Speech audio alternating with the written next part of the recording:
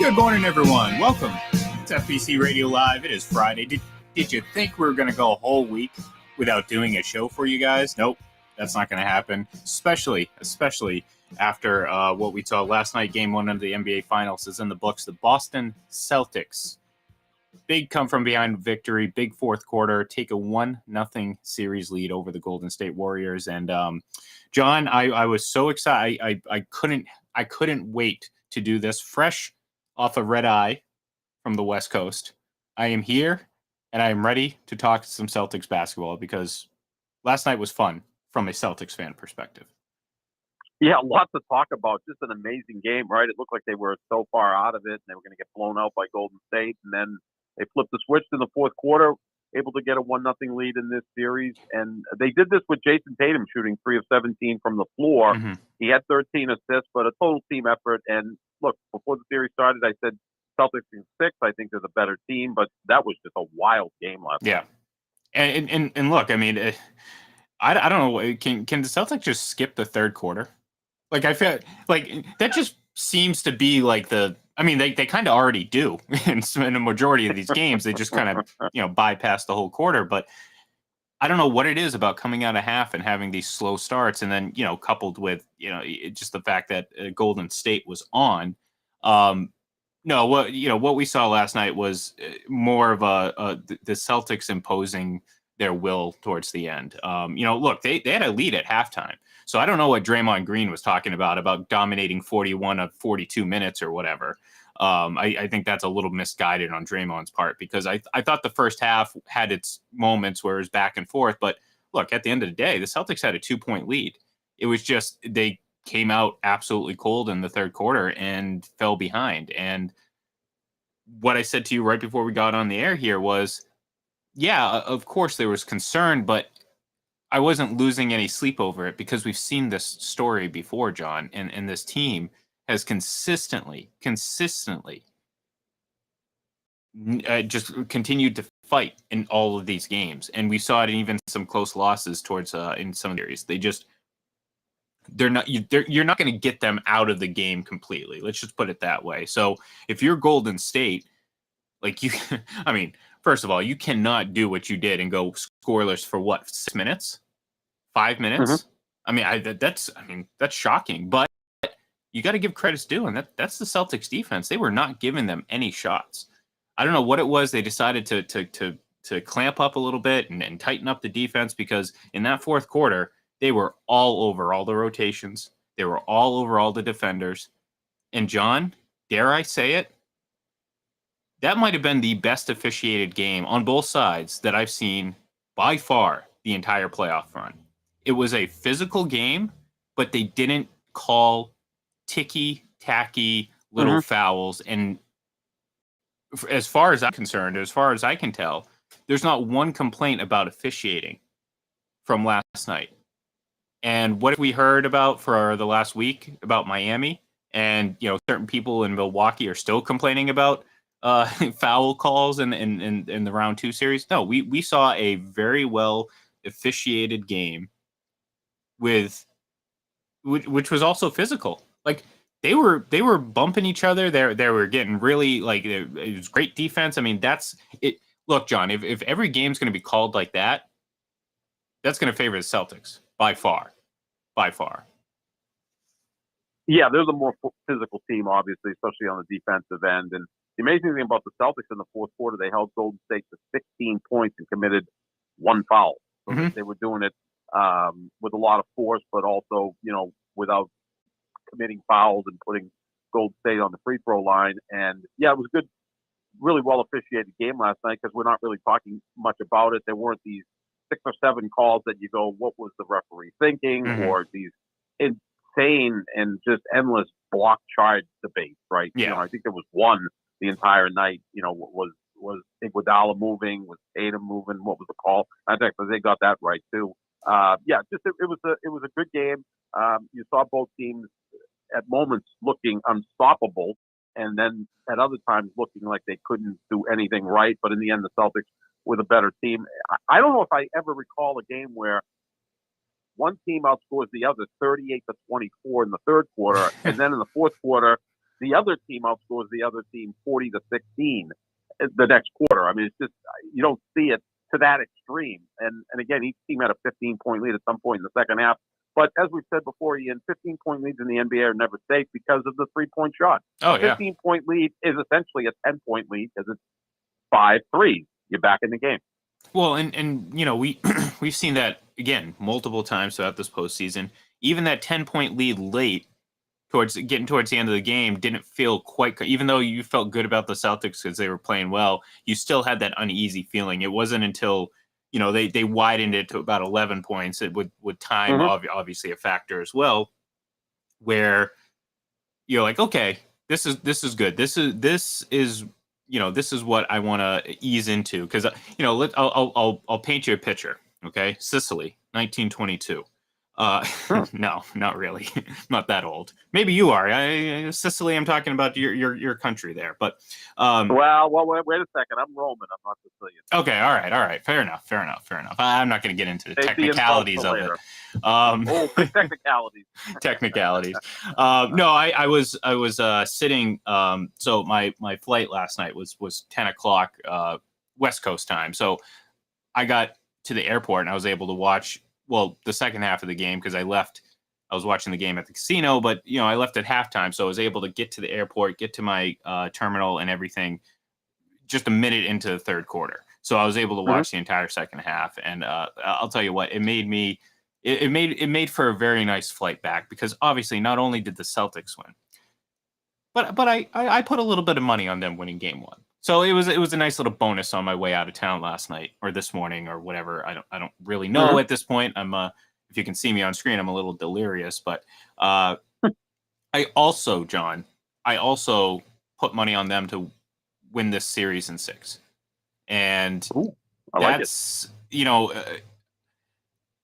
this was a couple days ago, obviously, before the big victory here. But we talked about it before. They're a great road team. So them going out to San Francisco and beating Golden State at home, that doesn't surprise me. It's impressive. I think it surprised a lot of people, but certainly not you and I who have talked about how good they've been on the road. And what was it? Golden State had won how many straight home games in the playoffs? They were 9-0 this year at home.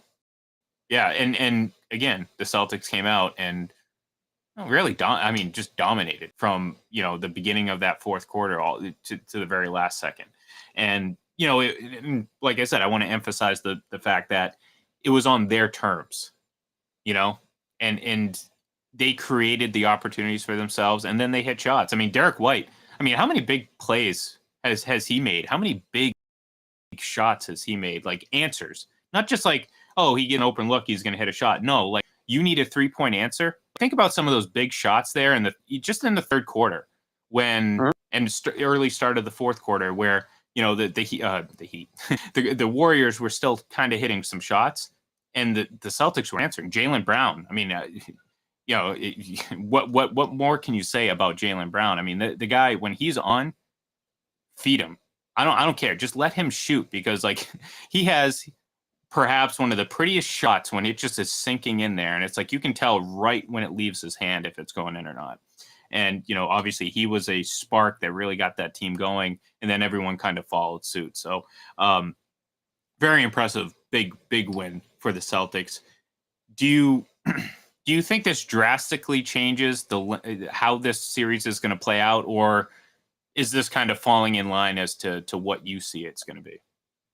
No, I mean, I think it was a bit extreme last night, right? I mean, Steph Curry comes out and scores 21 in the first quarter. You're like, is this guy on pace to score 84 points, which is what he was. But then they hold him to 13 over the final 3 quarters, which, again, goes back to my point that Steph Curry's a massive front runner. Golden State's a massive front running team.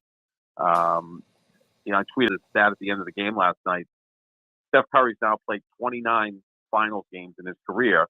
He's 9-1 with Kevin Durant. He's 8-11 without Durant. So, you figure out what Kevin Durant meant to Golden State period of time. But I think that the Celtics, I felt going into the series, they were better.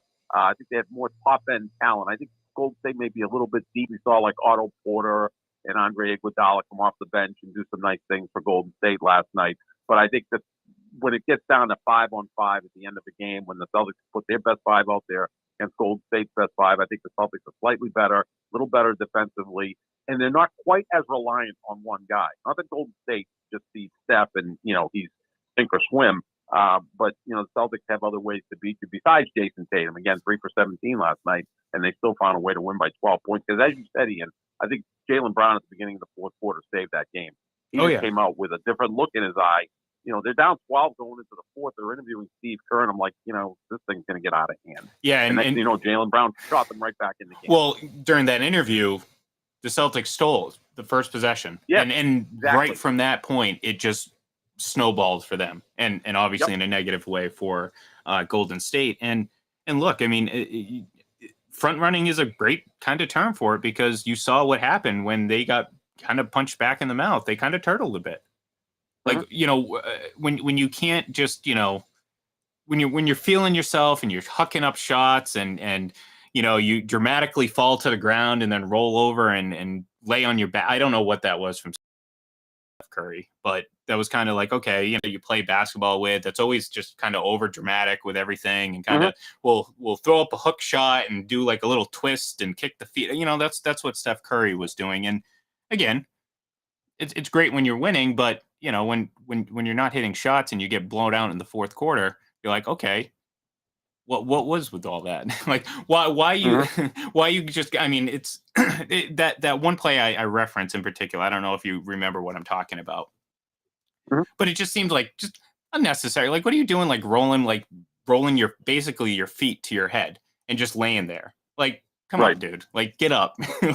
And not too long after that is when I believe the Celtics started to kind of go on their little run there. So, yeah, look, I mean, the pressure's on Golden State now.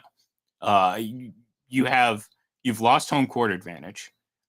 You've come into this series thinking that, experience is going to matter.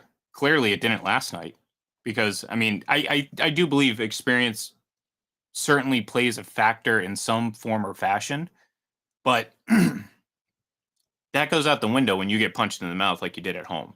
And all of a sudden that mystique that, the Golden State Warriors have been to 4 finals in the last 6 years and blah, blah, blah, blah, blah. That mystique's gone. Do you think the Celtics are now sitting there thinking, oh my God, it's Golden State? Not that they were before, but like maybe fans were. And now you're like, oh, look, if the Celtics play their game and play at the top of the game, they can easily win this series. I'm not saying that it's a guarantee, and I'm not writing off Golden State, but I think that the mystique was kind of overshadowing the reality of what this team is look, they're a really good team. Celtics are just better and deeper. And to your point, John, they don't rely on one guy. Like, if Steph Curry went 3 for 17 from field goal range, or I'm mixing two sports here. This is where a lack of sleep is kind of starting to catch up to me here, John. If Steph Curry went 3 for 17 from the field, you think the Golden State Warriors are anywhere in that game? No, not against the Celtics. Against other teams, they could probably. Well, exactly. We're talking specifically the Celtics. Against each other, no, they need Steph to step up, because it's obvious Klay Thompson is probably good for one monster game in a series, and then the rest of the time he's okay, not great. He's not Klay Thompson of 3 or 4 years ago, and I think that's what people have in the back of their mind is Golden State. And again, it's a completely different team without Kevin Durant, and I don't mean to keep bringing him up. When he was with them, they were unbeatable. I mean, he played in one game in the 2019 finals. He played 12 minutes. He had 11 points, and they won that game. So they lost in 6 games to Toronto. They were 1-0 with Durant, 1-4 without him. That's when they were unbeatable. He was a cheat code, because what would have happened last night is Durant's playing for Golden State. Steph goes out and gets 21 in the first quarter, and then Durant gets 18 in the second quarter, and now Golden State has a 12-point halftime lead, and it's a different ball game. And in the fourth quarter, when Steph's struggling, well, you can go to Kevin Durant, who's even better. So, yeah, he was a cheat code. So I think that's what people have to get out of their minds. Kevin Durant isn't walking through that door. He doesn't play for Golden State anymore. And these other players are older. Klay Thompson's not what he was 4 or 5 years ago. Curry's still electric, but he's not what he was 4 or 5 years ago. He shot 38% from three-point land this year, which is, 48 percentage points lower than his career average. So he's not quite the same player he was. Well, So someone mystique is there, but the Celtics are better. someone said this on Twitter, and I don't remember who tweeted it, but they basically called Golden State the 1988 Celtics in terms Yeah, of right. An older team older at the end of team, its run. Yeah. maybe still living off that mystique, a little bit. And it took me a second. I started thinking about it. I'm like, yeah, I guess there's some, now I feel like the Celtics were a little bit more like, I mean, you had guys that were literally on their last legs playing that game. Right. Yeah. Different league too. Yeah, different league and everything like that. But there's a lot of appropriate or reasonable comparisons to like, okay, you're talking about a team that, still had the names. You mentioned it, Steph Curry and Klay Thompson and Draymond Green and some Andre Iguodala. I mean, all big parts of their title runs. It's just not the same. And look, Klay Thompson's coming off 2 major injuries. I don't think anyone realistically thought he was going to 100% return. Certainly not in the first season back for him. Mm-hmm. And then you factor in age and everything like that. And look, they had a great run and it's still ongoing. And that's the thing. They could certainly still pull this off. And I don't want people to think that we're writing them off after game 1. That would be foolish. Absolutely foolish. But just the impact that game last night had on me, watching it and watching what the Celtics did. I've seen people say, well, Al Horford and Derek White, they're not going to do what they did. Well, no, I mean, obviously Al Horford's not going to hit a career high three-pointers every game. But if you're telling me that Derek White's not going to continue to hit 3-pointers, then I'll tell you that you haven't been watching the Celtics play this postseason. Because aside from that one game, like the day of his child's birth, where he was really non-existent, like every minute that he's on the court, he's making a play. And I've seen people react saying, "Oh, well, Derek White, they're not going to do it." No, you just watch what happened in the previous series and watch where he came up in the situations that he came through in. Like, I mean, that's what I was saying, John. Like, 12 points, but 9 of those points are big 3-pointers, either answering or in a big situation for the Celtics. And it's fun to watch because, that's just another notch on Brad Stevens' belt when it comes to acquiring talent, acquiring the right guys. I mean, I already mentioned Al Horford. I mean, he was an afterthought in OKC. I mean, he didn't even play. They didn't even want him to play. And now he's having a career game in his first NBA Finals. And I think that's a huge factor for this team too, because we know how obviously, Al Horford is a fan favorite, but I think he's very well respected and admired by especially a lot of the younger guys in this locker room. And I think the do it for Al type mantra certainly plays a factor. It's not the be all end all, and series aren't won based on solely wanting to win for the older guy. But I do think it matters because this team is they play off each other very well, both obviously on the court, but also emotionally. So when one guy's getting into it or it's doing it for some, like I said, we're going to win it for Al. Al Horford, played how many seasons, had never been in the NBA Finals, and now game 1, he has one of the greatest games of his career. Like that guy is on a mission, and I think the other Celtics players are going to kind of follow suit, which is going to make it infinitely more difficult for Golden State because, look, I like what the Celtics do on the road. I like that right now they have that home court advantage technically. So it'll be interesting to see what happens game 3. Is the rest going to hurt them? Probably not, because I was very happy got a few extra days after playing 14 games in 28 days over the last 2 series. It was nice to see them get a break. Now they get an extra couple days before game 2. So what's your gut telling you about this game going into game 2? Is this going to be a Golden State rebound, or do you think the Celtics are really going to kind of build on the momentum that they had coming out of last night's win? I would think a rebound by Golden State, but again, they're massive front runners. This is only the second time that they've lost game 1 of a series since Steve Kerr's been there. The other time was against Toronto in the finals 3 years ago, and they never recovered from that, lost in 6 games. I think this is a game where maybe Klay Thompson steps up. I expect Klay Thompson to have 1 or 2 monster games in this series. They're going to need him on Sunday night because, I mean, Curry in the first quarter was just brilliant. I mean, after that, the Celtics did a good job against him, and he started missing shots, which sometimes you're just at the mercy the guy makes or misses the shot because he's that good. So I would think that Golden State will bounce back in that and even this series up. But look, if you can get them in a close situation, stay with them, hang in there. You know, you'll have an opportunity late in the game because again, Golden State over the years has been so accustomed to just pretty much blowing teams out that when they get in these close games, it's a little bit foreign to them at times. And I think that Celtics could have an opportunity to steal game 2. Yeah, and look, I mean, again, it plays right into the Celtics style of basketball, and that is. Excuse me, sorry about that. I had to. My voice is a little strained from the dry air and screaming and yelling at the airport yesterday while watching the game. Probably people wondering why I was fist pumping to my iPad last night. It was I couldn't help myself, John. There was just too many big shots, and I had to celebrate. But it is 2022. I think a lot of people are fist pumping their iPads at this point in life, right? Yeah, you know what? Let's nip this conversation in the butt because I feel like out of context that might right, exactly, yeah, that might lead to a different thought process on this. But no, what we saw last night was just, again, a dominant win in the fourth quarter. They took over the game, and I think what the problem for Golden State is, and I'm going to ask you, how do they get to the rim? Like, assume the Celtics are playing their brand of defense and not just kind of being, lackadaisical on closing out and playing tight defense. How do the Warriors get to the rim and create fouls and opportunities for themselves to get to the free throw line?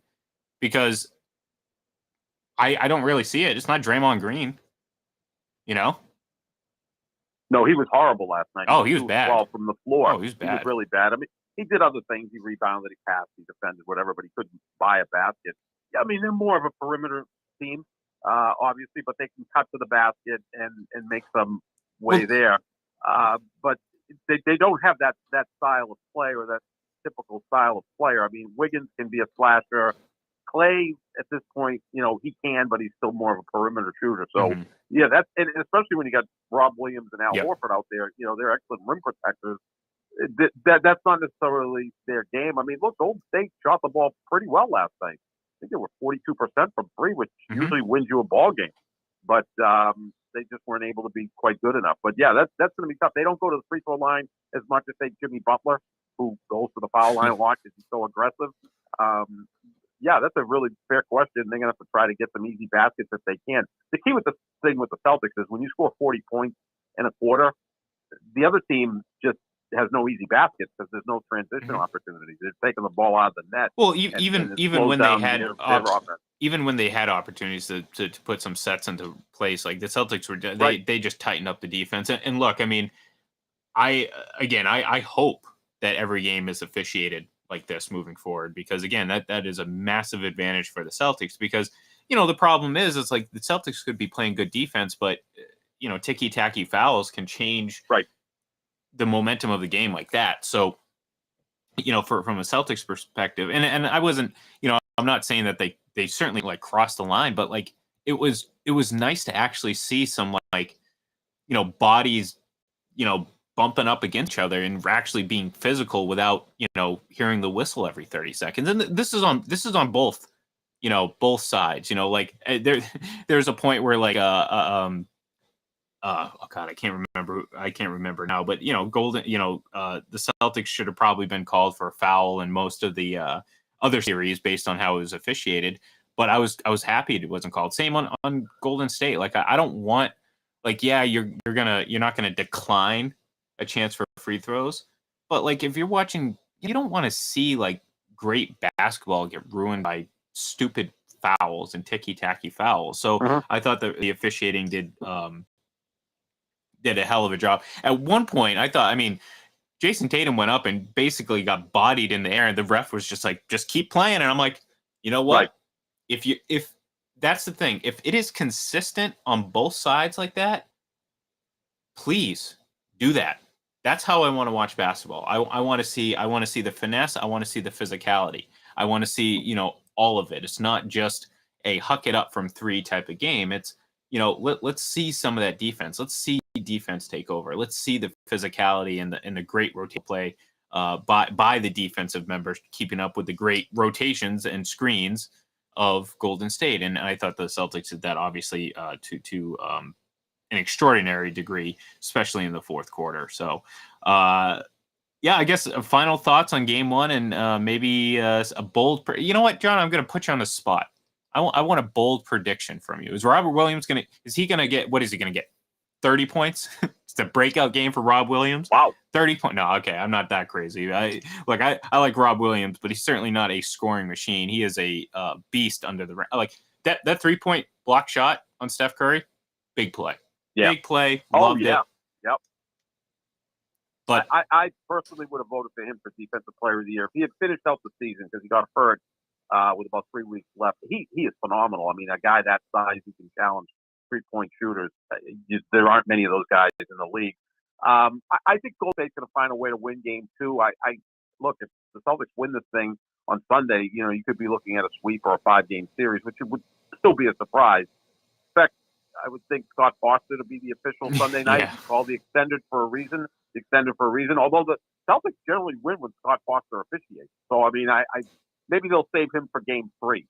yeah. Of game 2. They're gonna wait and see what happens. If the Celtics go up 2-0, they're gonna have to do something. I mean, you can't just let them sweep through like what we've anticipated to be what was pretty great. But look, I mean, bottom line was the game last night was great. Now again, it was very one-sided in the fourth quarter, but even up to that point, it was back and forth. It was exciting basketball, and I do think part of it too is that the officiating was unrecognizable. I mean, it didn't matter. Like I think there was calls that were missed. Obviously, there's always going to be calls that are missed, but when it's done consistently across the board for both sides, you're not going to care too much about that stuff. Right.